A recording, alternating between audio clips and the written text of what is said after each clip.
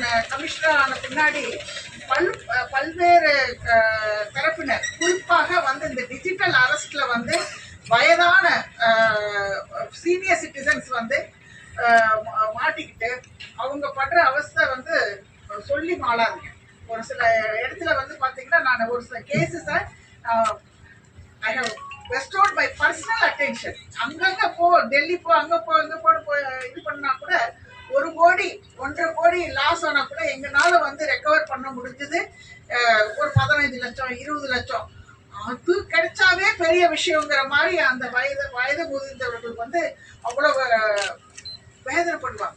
ஏன்னா கடைசி காலத்துல அவங்களுடைய சேமிப்பை வந்து டார்கெட் பண்ணி அடிச்சிருக்காங்க. இப்ப பாத்தீங்கன்னா நம்ம இந்தியாவில பாத்தீங்கன்னா ஒரு மாநிலத்தினுடைய ஒரு வில்லேஜ் பாத்தீங்கன்னா அது it is known for cyber crime. அப்புறம் பாத்தீங்கன்னா நம்ம உலகளாவிய இதுல பாத்தீங்கன்னா ஒரு கண்ட்ரி கம்போடியா, நான் சொல்லிடுறேன் பேரே சொல்லிடுறேன், கம்போடியா நாட்டுக்கு வந்து நம்ம இதுல இருந்தே போயிட்டு இந்த மாதிரி டிஜிட்டல் அரெஸ்ட் இதை வந்து கமிட் பண்றவங்க அதிகம். இப்பவும் நாங்க வந்து ஒரு சில கண்ட்ரில இருந்து வரும்போது அவங்க என்ன காரணத்துக்காக என்ன இதுக்காக போனாங்க, வேலைக்கு போனாங்க, எதுக்காக திரும்பி வராங்கிறத நாங்க வழக்கமா நாங்க விசாரிக்கிறது உண்டு.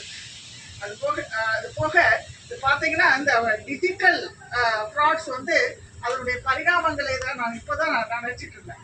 2009 இருந்து நம்ம எங்களுக்கும் வந்து நிறைய வந்து ட்ரைனிங் ப்ரோக்ராம்ஸ் எல்லாம் கொடுத்துட்டு இருப்பாங்க. அப்போ பாத்தீங்கன்னா இமெயில்ல ஃபிஷிங்கு அது இதுன்னு நிறைய இருக்கும். அப்போ ஒரு சில பேங்க், குறிப்பா ஒரு சில பேங்க்ஸ் வந்து எங்களுக்கே கிளாஸ் எல்லாம் எடுத்துருக்காங்க. அவங்க கிட்ட வந்து பாத்தீங்கன்னா சைபர் கிரைம் எக்ஸ்பர்ட்ஸ் இருப்பாங்க.